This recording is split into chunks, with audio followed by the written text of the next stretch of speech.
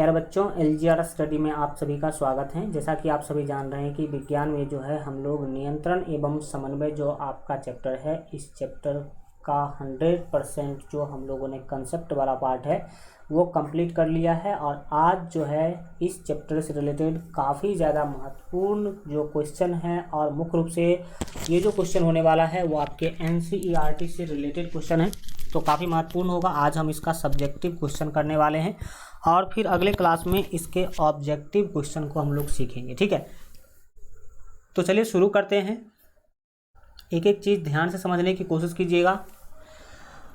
आप देख सकते हैं कि नियंत्रण एवं समन्वय बोर्ड परीक्षा के लिए ये अति महत्वपूर्ण सब्जेक्टिव प्रश्न साबित होने वाला है।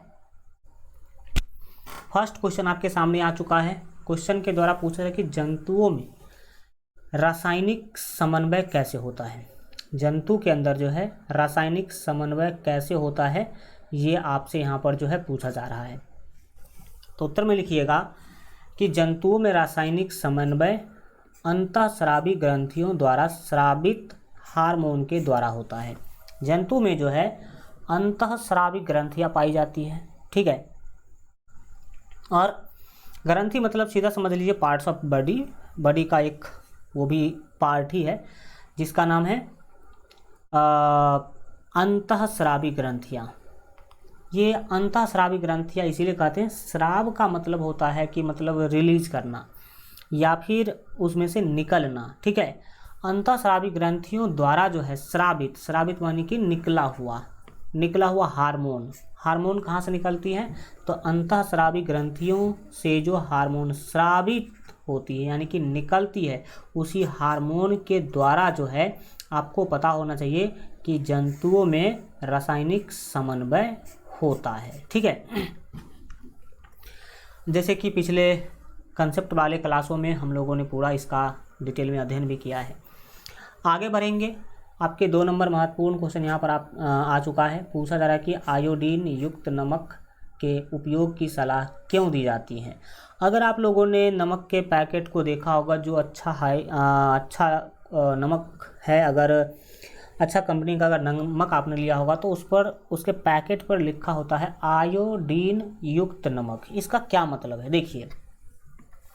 आयोडीन के कमी से मनुष्य के अंदर घेघा बीमारी हो जाता है, जिसको गलकंठ या ग्वाइटर कहते हैं। ठीक है, तो ये घेघा बीमारी आयोडीन नमक के कमी से होता है, यानी कि हमारे शरीर में आयोडीन के कमी होने से होता है। इसीलिए आपको पता होना चाहिए कि आयोडीन युक्त नमक खाने की सलाह जो है डॉक्टरों के द्वारा दिया जाता है। तो क्वेश्चन है कि आयोडीन युक्त नमक यानी कि वैसा नमक जिसमें आयोडीन हो, उसके उपयोग की सलाह क्यों दी जाती है, क्यों बोला जाता है कि आयोडीन नमक आपको खाना चाहिए। ठीक है, तो उत्तर में लिखिएगा कि आयोडीन युक्त नमक के उपयोग की सलाह इसलिए दी जाती है क्योंकि इसमें आयोडीन होते हैं। किसमें, तो आयोडीन युक्त नमक में आयोडीन होते हैं, जो थायराइड ग्रंथि द्वारा थायरॉक्सिन हार्मोन का निर्माण करने के लिए आवश्यक होता है। थायराइड ग्रंथि जो है आपका, थायराइड ग्रंथि थायरॉक्सिन नामक हार्मोन निर्माण करती है, और थायरॉक्सिन हार्मोन बनाने के लिए आयोडीन का जो है आवश्यकता होता है। ठीक है,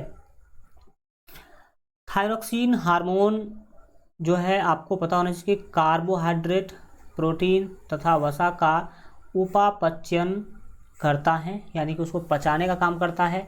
इसकी कमी से घेघा रोग हो जाता है, घेघा या गलकंठ या इंग्लिश में ग्वाइटर कहते हैं। इसीलिए हमें आयोडीन युक्त नमक लेने की जो है या उपयोग करने की सलाह दी जाती है, ये आप लिखेंगे।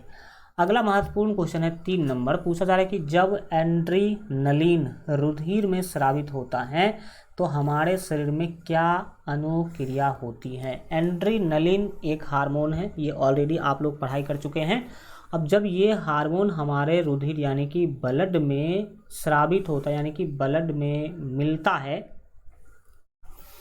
ब्लड में पहुंचता है, तो हमारे शरीर में क्या अनुक्रिया होती है, क्या बदलाव देखने को मिलता है, ये आपको बताना है। तो लिखेंगे कि जब एड्रेनलिन रुधिर में स्रावित होता है, यानी कि रुधिर में जो है मिलता है, तो हमारा हृदय मांसपेशियों को, हृदय मांसपेशी मतलब हृदय की जो मांसपेशी है उसको अधिक ऑक्सीजन की आपूर्ति करने हेतु तेजी से धड़कने लगता है। जैसे ही ये हमारे रुधिर में मिलता है एड्रेनलिन, तो हमारा हृदय जो है ऑक्सीजन का पूर्ति करने के लिए तेजी से वो धड़कने लगता है। और क्या होता है, तो पाचन तंत्र तथा त्वचा को जाने वाले रुधिर की मात्रा कम हो जाती है। पाचन तंत्र में और जो त्वचा में रुधिर जाना चाहिए उसकी मात्रा कम हो जाती है और श्वसन दर बढ़ जाती है, यानी कि सांस लेने का जो आपका रेट है वो बढ़ जाएगा, आप तेज़ी से सांस लेने लगेंगे। ये सभी अनुक्रियाएं एक साथ मिलकर जंतु शरीर को जो है जंतु शरीर की स्थिति से निपटने के लिए तैयार किया जाता है। तो ये आप डिटेल में क्या करेंगे, लिखेंगे। यहाँ पर बोला गया कि ये सभी अनुक्रियाएं एक साथ मिलकर जो है जंतु शरीर को विषम परिस्थिति होना चाहिए, विषम परिस्थिति से निपटने के लिए जो है की जाती हैं। नेक्स्ट क्वेश्चन का बात करेंगे जो कि आपके सामने आ चुका है 4 नंबर क्वेश्चन। मधुमेह यानी कि डायबिटीज, जिसको हम लोग चीनी बीमारी कहते हैं या फिर शुगर कहते हैं, ठीक है। तो मधुमेह के कुछ रोगियों को चिकित्सा इंसुलिन, मधुमेह के कुछ रोगियों की चिकित्सा, चिकित्सा मतलब इलाज, मधुमेह के कुछ रोगियों का जो इलाज है वो इंसुलिन का इंजेक्शन देकर क्यों की जाती है। मधुमेह के रोगियों में मुख्य रूप से क्या होता है कि इंसुलिन की कमी हो जाती है। अब इंसुलिन एक हार्मोन है, अगर इंसुलिन का कमी हमारे शरीर में हो जाए तो क्या होता है कि मतलब हम, यानी कि हमारा शरीर शुगर को नहीं पचा पाता है और वो चीनी जो है हमारे ब्लड में दौड़ने लगता है और हमारा ब्लड मीठा हो जाता है, ठीक है। और हमारा जब ब्लड मीठा होगा तो आप सोच ही सकते हैं कि हम अनेकों बीमारी के शिकार हो जाएंगे। तो इसीलिए आपको पता होना चाहिए कि जो मधुमेह के रोगी होते हैं उनको इंसुलिन का इंजेक्शन दिया जाता है ताकि उनके शरीर में ये जो इंसुलिन का मात्रा है वो कमे ना, और इंसुलिन के कमी से जो मधुमेह होता है, ब्लड जो शुगर को जो हमारा शरीर नहीं पचा पाता है और वो जो शुगर यानी कि चीनी हमारे ब्लड में मिल जाती है, वो सारा प्रोसेस ना हो। तो क्वेश्चन अगर सॉलिड रूप से देखा जाए तो है कि मधुमेह के कुछ रोगियों की चिकित्सा यानी कि इलाज इंसुलिन का इंजेक्शन देकर क्यों की जाती है। तो लिखिएगा कि मधुमेह के कुछ रोगियों की चिकित्सा इंसुलिन का इंजेक्शन देकर इसलिए की जाती है क्योंकि यह एक प्रकार का हार्मोन है। यहाँ पर का लिखना जरूरी है, यह एक प्रमुख हार्मोन है, सही लिखा हुआ है, क्योंकि यह एक क्या है, प्रमुख हार्मोन है जिसका निर्माण अग्नाशय में होता है। तो यहाँ पर यह भी आपको पता चल गया कि इंसुलिन का निर्माण कहाँ होता है, अग्नाशय में होता है। यह हार्मोन रुधिर में शर्करा के स्तर को नियंत्रित करने में सहायता करता है। हमारे ब्लड में कितना शुगर का मात्रा होना चाहिए उसको कंट्रोल करने का काम आपको पता होना चाहिए कि इसी का है, किसका, तो इंसुलिन का। यदि इंसुलिन का स्रावन यानी कि इंसुलिन का निकलना हमारे शरीर में उचित मात्रा में नहीं होता है, यानी कि हमारे शरीर में अगर इंसुलिन उचित मात्रा में नहीं बनता है तो हमारे रुधिर में शर्करा यानी कि चीनी का स्तर बढ़ जाएगा, जिसके कारण अनेकों रोग जन्म ले लेते हैं। तो इसी कारणों से इंसुलिन का सुई दे करके जो मधुमेह के रोगी हैं उनका इलाज किया जाता है ताकि उनमें चीनी का मात्रा न बढ़े, ठीक है। 5 number question very very important है। क्वेश्चन के द्वारा पूछा जा रहा है कि हमारे शरीर में ग्राही का क्या कार्य है। ग्राही हम उस अंग को कहते हैं जहां से हम सूचना ग्रहण करते हैं, ठीक है। ऐसी स्थिति पर विचार कीजिए जहां ग्राही उचित प्रकार से कार्य नहीं कर रहे हो। अब ऐसा स्थिति हो जाए कि जो हमारा ग्राही अंग है वो सूचना को सही रूप से नहीं ग्रहण पा रहा हो, तो ऐसी स्थिति में क्या समस्याएं उत्पन्न हो सकती हैं, ये आपको क्या करना है, बताना है। ये आप देख सकते हैं कि तंत्रिका तंत्र है या फिर तंत्रिका कोशिका है। अब इसके बारे में और हम आगे समझने का कोशिश करते हैं। उत्तर में लिखिएगा कि हमारे शरीर में उपस्थित ग्राही वातावरण से सूचनाओं को एकत्रित करते हैं, जो कि हम आपको पहले बता दिए हैं। ग्राही का काम है वातावरण से सूचनाओं को एकत्रित करना, और ये एकत्रित करते भी हैं, तथा तंत्रिका कोशिका के शीर्ष पर पहुंचाते हैं। और सूचना को ग्रहण करके तंत्रिका कोशिका के शीर्ष, यही जो आपका सिर वाला जो आपको दिख रहा है, ये शीर्ष पर पहुंचाने का काम करता है। तो शीर्ष पर पहुंचाते हैं, जहां उन्हें पहचाना जाता है। ये ग्राही हमारी ज्ञानेंद्रियों में उपस्थित होते हैं। ग्राही कहाँ होते हैं? ज्ञानेंद्रियों में, जैसे कि आँख में, नाक में, जीभ में, त्वचा में, कान में, यहाँ सब होते हैं। और कौन कौन से ग्राही कहाँ पाए जाते हैं वो ऑलरेडी हम आप लोगों को पढ़ा चुके हैं। यदि हम अपना भोजन करते समय अपनी नाक को बंद कर देते हैं तो हम भोजन के स्वाद की पहचान नहीं कर पाएंगे। इस प्रकार यदि हमारे शरीर में उपस्थित ग्राही या ज्ञान इंद्रिय अपना कार्य सुचारू रूप से नहीं करेंगे तो हम अपने वातावरण की घटनाओं का ज्ञान नहीं जो है वृच्छिकांत कर पाएंगे। यानी कि वातावरण में क्या घटना हो रही है, नहीं हो रही है, हम इसका जानकारी नहीं ले पाएंगे। तो ये आपने देखा कि ग्राही क्या है, ग्राही का काम क्या है, और अगर कोई भी ग्राही काम ना करे तो फिर हम किस समस्याओं से गुजर सकते हैं। ये मुख्य रूप से आप तंत्रिका कोशिका यानी कि न्यूरॉन का फिगर है। तो न्यूरॉन के बारे में तो पूरा डिटेल हम आपको बता ही चुके हैं कंसेप्ट वाले क्लास में। नेक्स्ट क्वेश्चन है हमारा कि एक तंत्रिका कोशिका यानी कि न्यूरॉन की वृच्छिका संरचना बनाइए तथा इसके कार्यों का जो है तंत्रिकाक्ष वर्णन कीजिए। तो चित्र तो हमने पिछले ही क्वेश्चन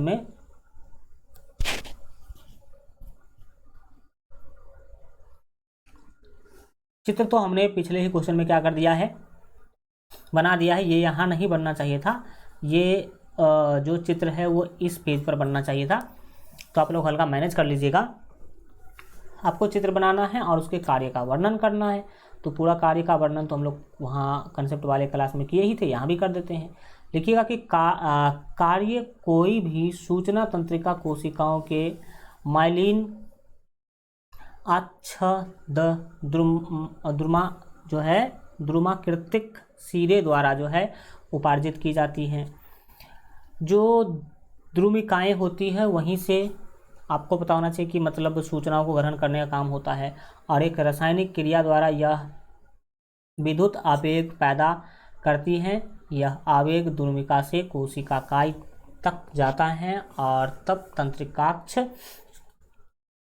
में होता हुआ इसके अंतिम सिरे तक पहुंच जाता है, और एक्सॉन के अंत में विद्युत आवेग कुछ रसायनों का जो है विमोचन करता है।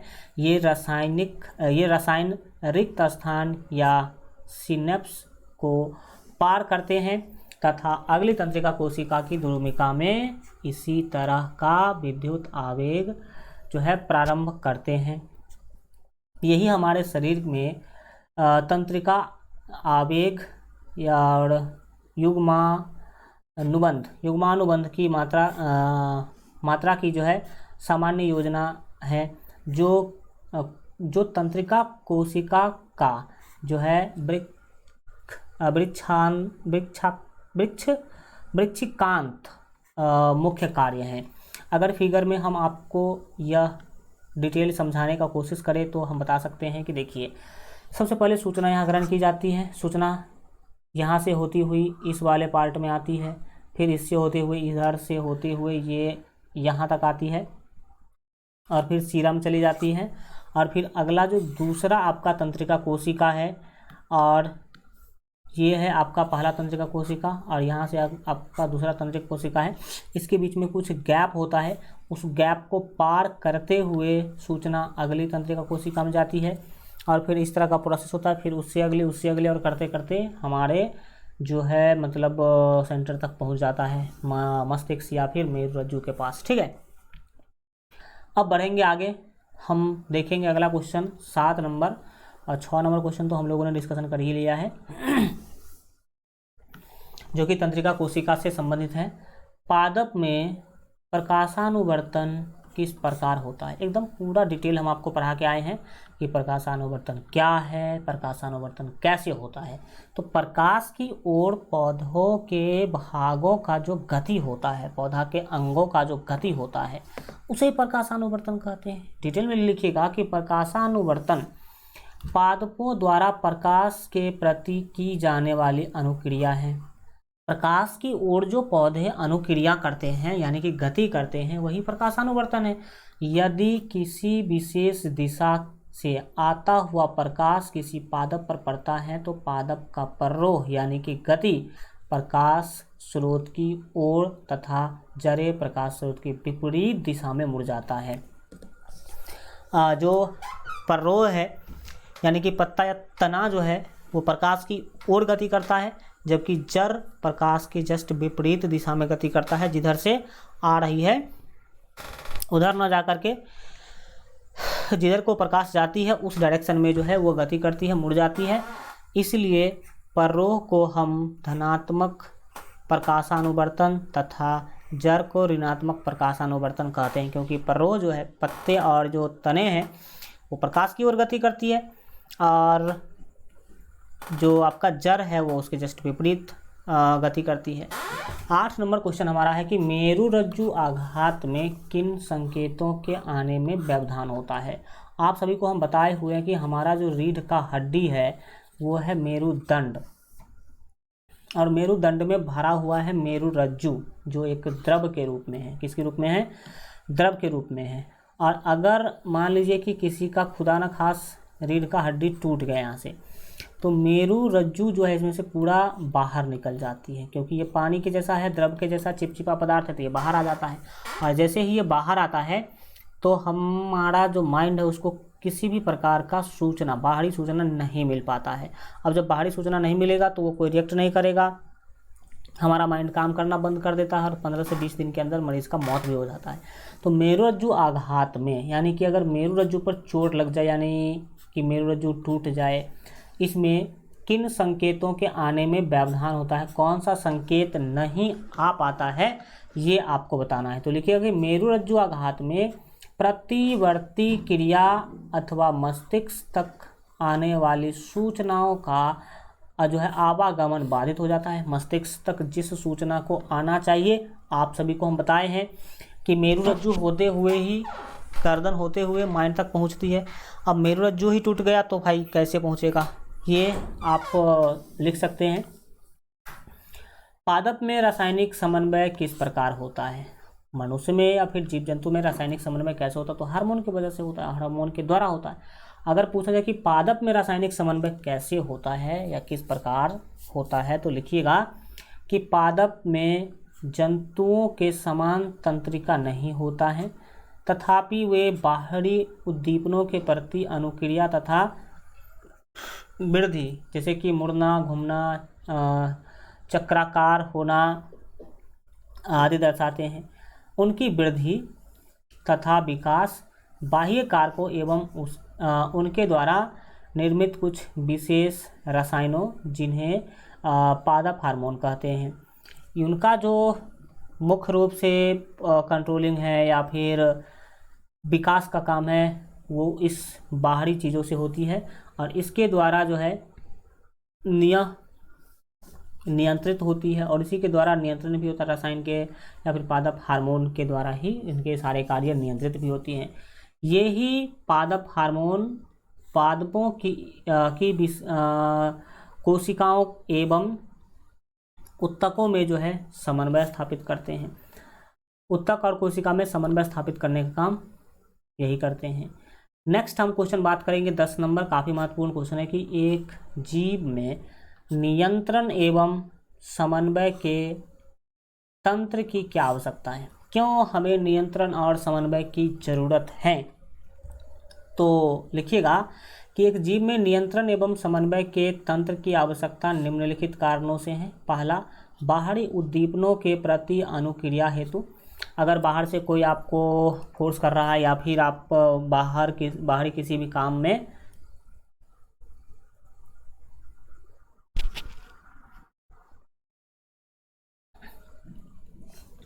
बाहरी किसी कारक से अगर आप प्रभावित हो रहे हैं, यानी कि बाहर से मान लीजिए आप कोई छू रहा है तो उसके प्रति आप रिएक्शन दे पाए। जीव की उचित वृद्धि एवं विकास हेतु भी इसका जरूरी है, जीवित रहने के लिए भी जरूरी है, और तंत्रिका तंत्र में संचार हेतु भी जरूरी है, और जीव और वातावरण के मध्य जो है अंत क्रिया के लिए भी ये जरूरी है। तो ये सारे के सारे चीज़ आप लिखेंगे। अगला क्वेश्चन है कि अनैच्छिक क्रिया तथा प्रतिवर्ती क्रियाएं एक दूसरे से किस प्रकार भिन्न हैं। तो अनैच्छिक क्रिया हमारी इच्छा पर निर्भर नहीं करती, और प्रतिवर्ती क्रिया क्या है वो समझने की आप लोग कोशिश कीजिएगा। लिखिएगा कि प्रतिवर्ती क्रियाएं तीव्र गति से स्वयं होने वाली अनुक्रिया हैं जो विशेष स्थिति में होती हैं, जबकि अनैच्छिक क्रिया बिना हमारी इच्छा या सोच के परंतु लगातार होने वाली क्रिया है। उदाहरण के तौर पर आप कह सकते हैं कि हृदय का स्पंदन जो है वो एक अनैच्छिक क्रिया है, रुधिर का बहना भी अनैच्छिक क्रिया है, जबकि जल जाने पर हाथ का स्वयं पीछे हटना प्रतिवर्ती क्रिया है। अगर जल जाता है तो हाथ आपका पीछे स्वयं हट जाता है, तो ये क्या है, प्रतिवर्ती क्रिया है, न कि ये अनैच्छिक क्रिया है। ठीक है। अगला क्वेश्चन है कि जंतुओं में नियंत्रण एवं समन्वय के लिए तंत्रिका तथा हार्मोन क्रियाविधि की तुलना तथा व्यतिरेक कीजिए। ठीक है, यानी कि कॉन्ट्रास्ट करना, आपको उसके बारे में व्याख्या करना है। तो लिखिए कि सभी जंतुओं में नियंत्रण एवं समन्वय के लिए तंत्रिका तथा हार्मोन क्रियाविधि पाई जाती हैं। ये क्रियाविधियां केवल नियंत्रण एवं समन्वय का ही कार्य नहीं करती, बल्कि बाहरी उद्दीपनों के प्रति अनुक्रिया भी करती हैं।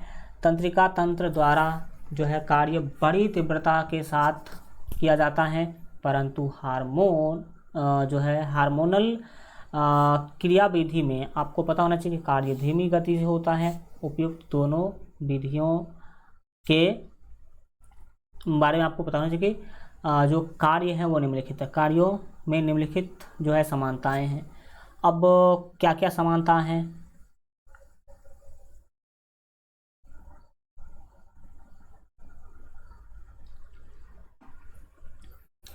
इसको समझने की जो है कोशिश कीजिएगा। पहला, ये दोनों ही शरीर के विभिन्न कार्यों के नियंत्रण एवं समन्वय में सहायक है, बिल्कुल ठीक। दूसरा, ये दोनों ही शरीर तथा बाहरी कारण से संबंध स्थापित करती है, बिल्कुल ठीक है। ये लोग संबंध स्थापित करना तो चाहते हैं, दोस्त बनाना, आलाना फलाना। 13 नंबर क्वेश्चन है कि छुई मुई पादप में गति तथा हमारी टांग में होने वाली गति के तरीके में क्या अंतर है। सिंपल बात है, छुई मुई पादप किसी के छू लेने से हो जाता है, और हमारे टांग में जो गति है वो एक ऐच्छिक क्रिया है। तो लिखिएगा कि छुई मुई पादप में गति जो है अदैशिक तथा छूने से होती है, जबकि हमारी टांग में होने वाली गति ऐच्छिक होती है, यानी कि हमारी इच्छा पर निर्भर करती है। हम चाहेंगे तो करेंगे, नहीं चाहेंगे तो नहीं करेंगे। ये कुछ 13 क्वेश्चन आप इस चैप्टर से संबंधित जो है याद रखेंगे, और जितने बच्चे अभी तक LGR स्टडी का ये वाला ऐप डाउनलोड नहीं किए तो जरूर कर लीजिएगा। इसमें जो भी चीज़ें आपके लिए हैं आप लोग उसको जरूर जो है मतलब पढ़ने, सीखने, समझने की कोशिश कीजिएगा। Thank you so much, good bye, take care. LGR study app का लिंक वीडियो के डिस्क्रिप्शन में है, या फिर आप प्ले स्टोर से डाउनलोड कर सकते हैं।